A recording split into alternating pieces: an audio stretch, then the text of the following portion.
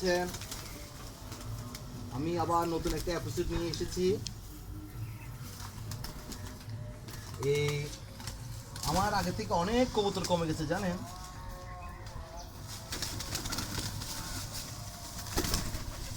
আসলে ওদেরকে যেভাবে পরিচর্যা করার কথা আসলে ওইভাবে আমি পরিচর্যা করতে পারতেছি না।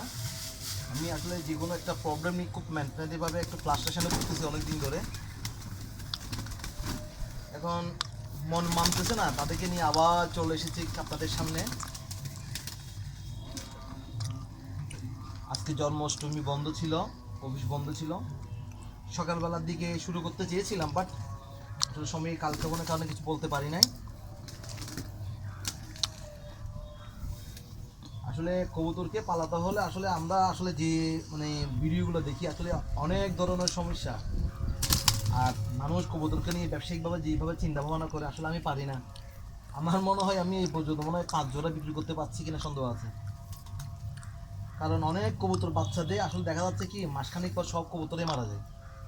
নানা ধরনের গুটি বসন্ত মতন ফুটে, নানা ধরনের চোখের মধ্যে এলানা মতন ওঠে।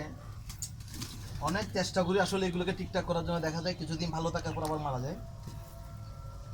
আমার কবুতর এতদিন মনে হয় অনেক প্রায় 100-200 জোড়া মতো হওয়ার কথা ছিল, দেখছেন অনেক কম। মনে হচ্ছে আগে থেকে অনেক কমে গেছে। আমার অনেক বন্ধুরা আছে আমাকে নানা ধরনের উপদেশ দিচ্ছে, কি করব বুঝতে পারতেছি না।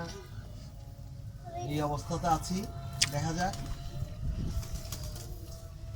ভালো থাকবেন, সুস্থ থাকবেন, আমার কবুতরগুলোর জন্য দোয়া করবেন। এই অবস্থা।